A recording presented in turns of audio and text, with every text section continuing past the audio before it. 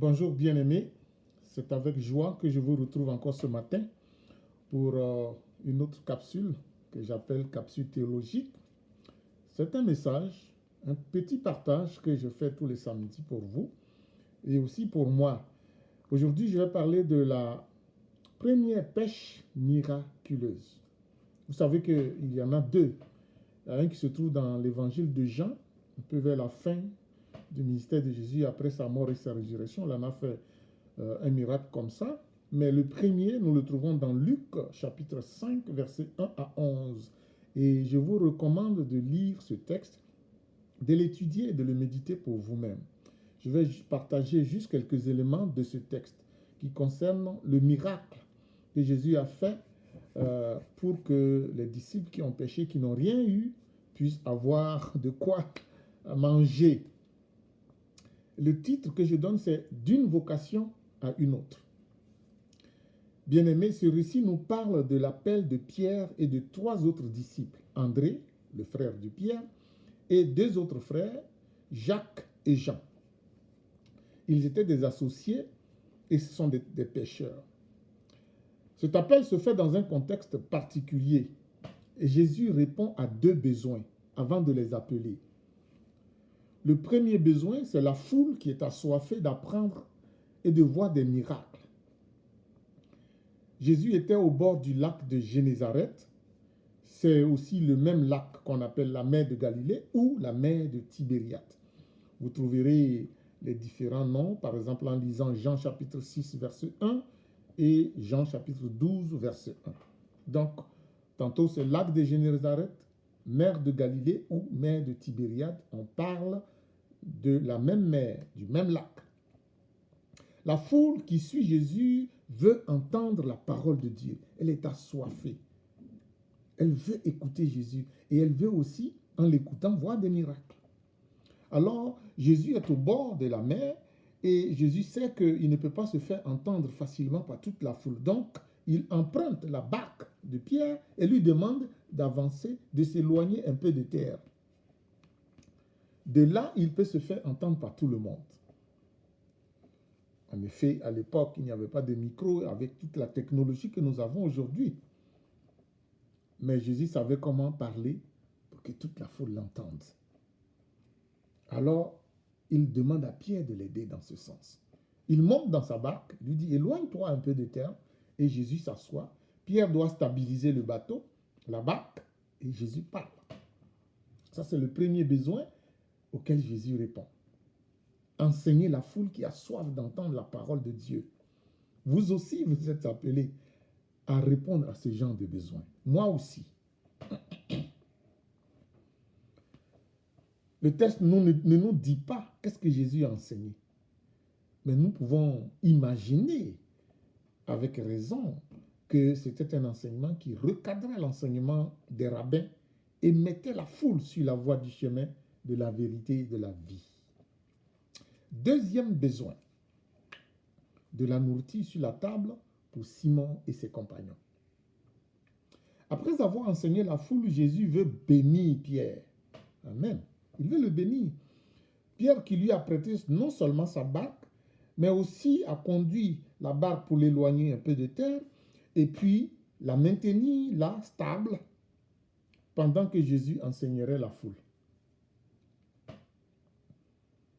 Pierre a béni Jésus et Jésus veut en retour bénir Pierre. Il lui demande d'avancer en pleine eau pour jeter le filet pour pêcher.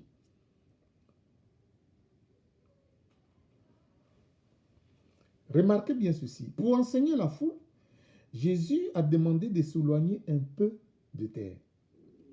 Maintenant, pour pêcher, Jésus demande à Pierre d'avancer en pleine eau.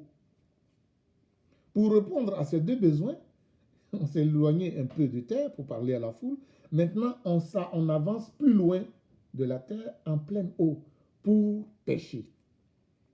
Le premier besoin a été comblé avec la langue, un discours. Pour cela, il ne fallait pas trop s'éloigner des gens au risque de ne plus se faire entendre. Mais le deuxième besoin que Jésus veut combler exige d'avancer en pleine eau.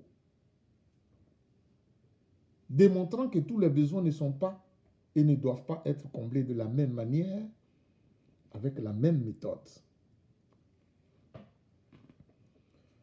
La réponse de Pierre à ce que Jésus demande, avance en pleine eau pour jeter le filet et pêcher. Pierre avait déjà pêché toute la nuit. Voici sa réponse. Maître, nous avons travaillé toute la nuit sans rien prendre. Mais suis ta parole, je jetterai le filet. Nous avons travaillé la nuit, toute la nuit, sans rien prendre. Mais suis ta parole, je jetterai le filet. Verset 5, Luc 5. C'est une réponse qui prouve que Pierre savait déjà un peu qui était Jésus. Qu'il ne le voyait pas pour la première fois. Qu'il n'avait pas entendu parler de lui ou il ne l'entendait pas pour la première fois. Répondre à Jésus qu'il jettera le filet sur sa parole démontre qu'il sait à qui il a affaire. Il sait qui lui parle. Il sait qui lui demande de le faire. Simon n'avait pas besoin de preuves supplémentaires. Mais pourquoi devrais-je jeter le filet? Parce que tu me le dis. Quelle est la preuve que je dois le faire? Je suis un grand pécheur. J'ai péché toute la nuit. Non. Jésus dit, Simon Pierre dit, sur ta parole. Moi, j'ai péché toute la nuit, je n'en ai pas eu. Mais comme tu dis de le faire, je vais le faire parce que Pierre sait qui lui parle. La parole de Jésus était suffisante. Ces hommes qui étaient allés à la pêche toute la nuit étaient des habitués de la pêche. Ils ont appris toutes les techniques de pêche. Ils connaissaient même quel poisson pêcher et à quel moment de la journée. Bien-aimé, moi, je viens d'une région de pêcheurs. Je suis né là, j'ai grandi là et j'ai aussi appris à pêcher. Et je sais qu'il y a des endroits dans l'eau pour pêcher certains autres types de poissons, pour pêcher certains types de poissons, et d'autres endroits pour pêcher certains autres types de poissons. Dans la même eau, il y a des endroits où tu attrapes certains poissons, et puis il y a d'autres endroits où tu attrapes certains types de poissons. Dans la même eau.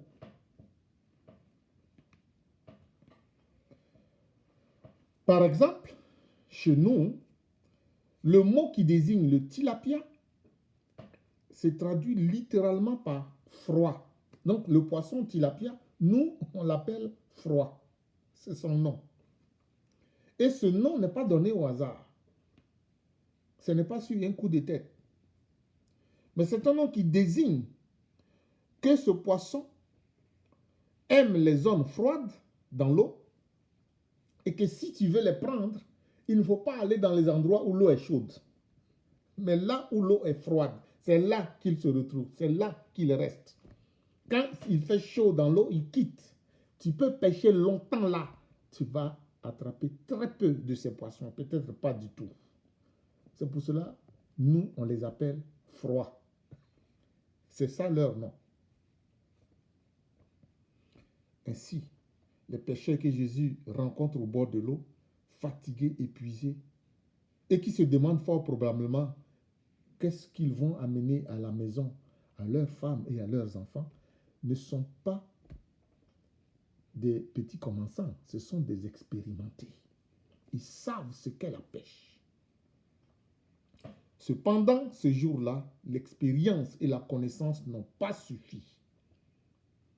Mais la parole de Jésus a suffi pour que Pierre décide d'obéir et de jeter le filet. Alors, voici un enseignement pour moi et pour vous. Peut-être même deux. Il arrive des moments où tu fais tout ce que tu peux faire. Tout ce que tu as à faire, tu le fais. Et de la bonne façon. Tout ce qui est en ton pouvoir, tu le fais. Pour le bien de ta famille, pour le bien des gens qui t'entourent.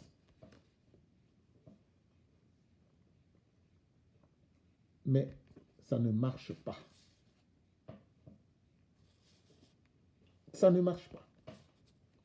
On ne sait même pas si les disciples avaient déjà expérimenté des nuits de pêche infructueuses. Mais le texte nous dit que ce jour-là, ça a été infructueux.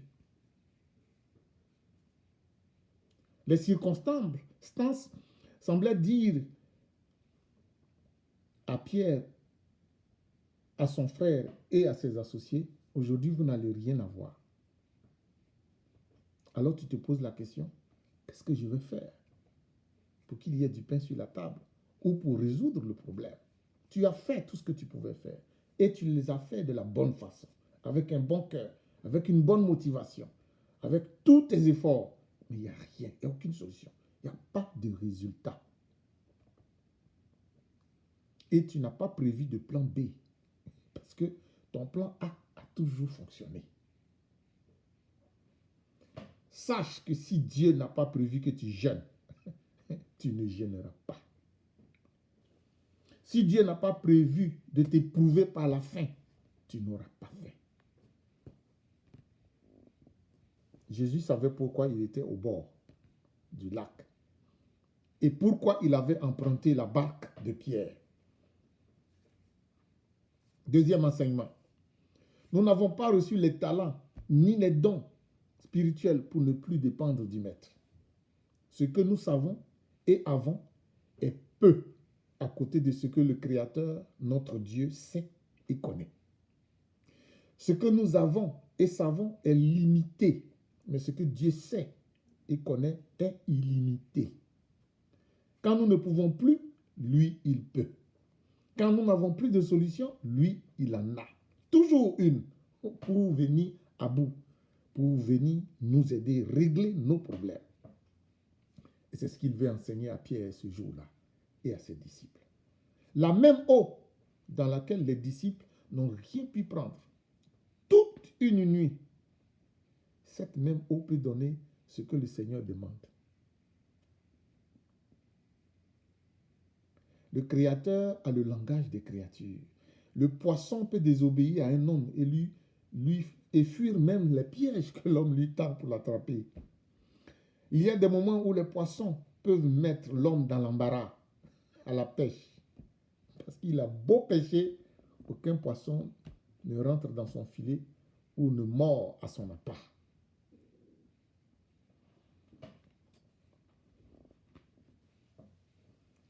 Et pour rire un peu, je suis convaincu qu'à ce moment-là, les poissons se rient des pêcheurs en disant « On les a bien eus aujourd'hui. Ils vont retourner bredouilles comme ils sont venus. »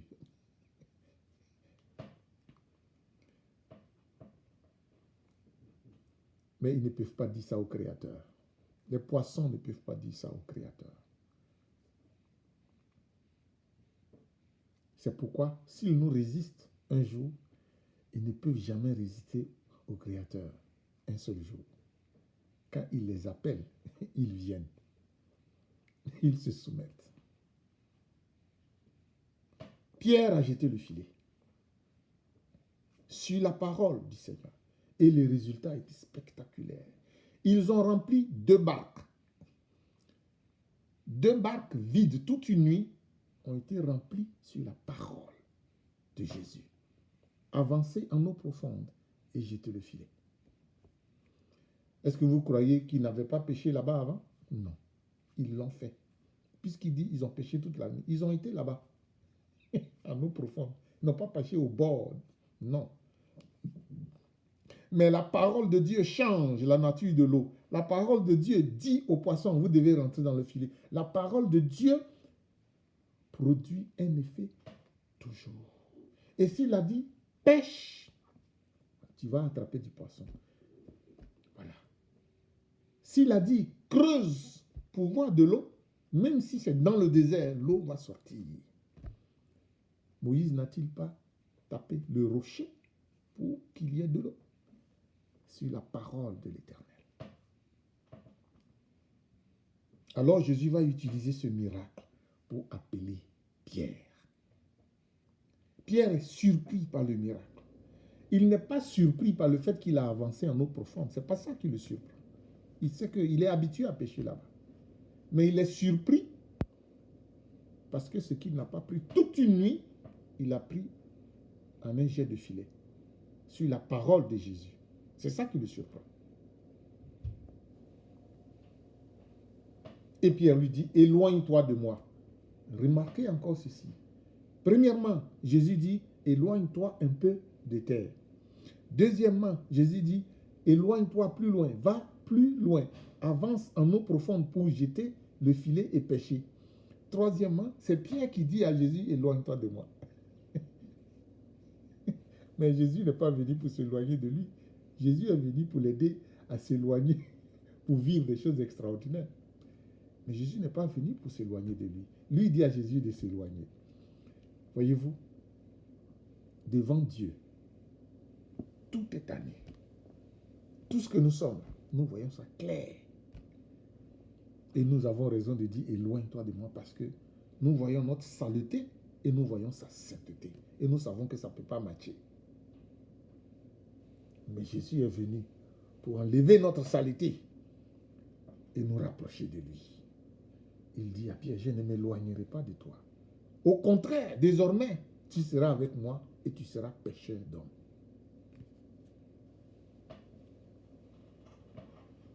Tu seras mon serviteur. Tu seras pur et tu seras pêcheur d'hommes.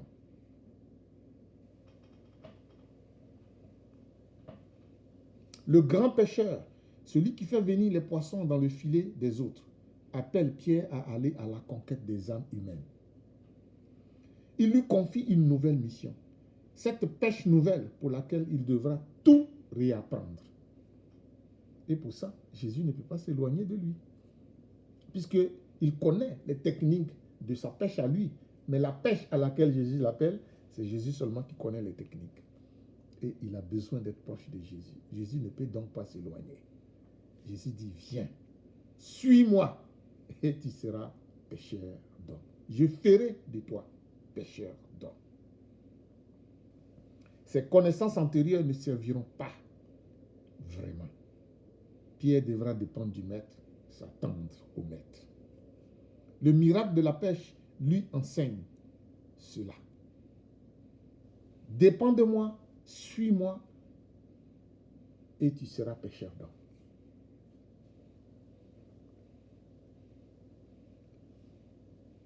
Pierre a pêché, était pêcheur pour ce qui nourrit le corps physique. Ça, c'était sa première vocation. Maintenant, Jésus l'invite à la pêche qui nourrit l'âme, qui déclare l'âme humaine, qui ramène l'âme humaine à la maison du Père. C'est la deuxième vocation. Bien-aimés, ne travaillons pas sur la terre seulement pour ce qui nourrit le corps, mais associons à notre travail qui nourrit le corps celui qui nourrit l'âme. Et c'est ça que Jésus enseigne à Pierre. Et c'est ça que Jésus donne à Pierre. Et c'est ça que Jésus veut nous donner aussi. Suis-moi et tu seras pêcheur d'hommes. Nous devons avoir une vocation physique, oui. Mais il nous faut une vocation spirituelle. Il faut que les deux se marient. Parce que nous avons un corps, mais nous avons aussi une âme qui a besoin d'être nourrie. Nous nourrissons notre corps, mais nous devons aussi nourrir notre âme. Et Jésus dit à Pierre, je t'invite à être mon serviteur pour que par toi des âmes soient nourries. Tu vas les pêcher et puis tu vas les nourrir avec moi.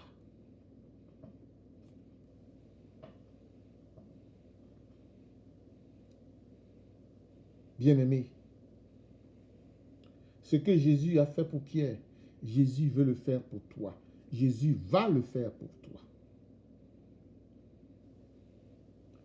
Pierre l'a accepté. Pierre a accepté en voyant le miracle de suivre Jésus. Pierre est devenu une colonne dans l'église. Jésus lui a remis les clés pour lui dire, je te donnerai les clés. Ce que tu vas délier sur la terre sera délié dans le ciel. Ce que tu vas lier sera lié.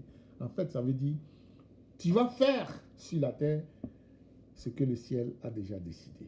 Je te donne les clés pour ça.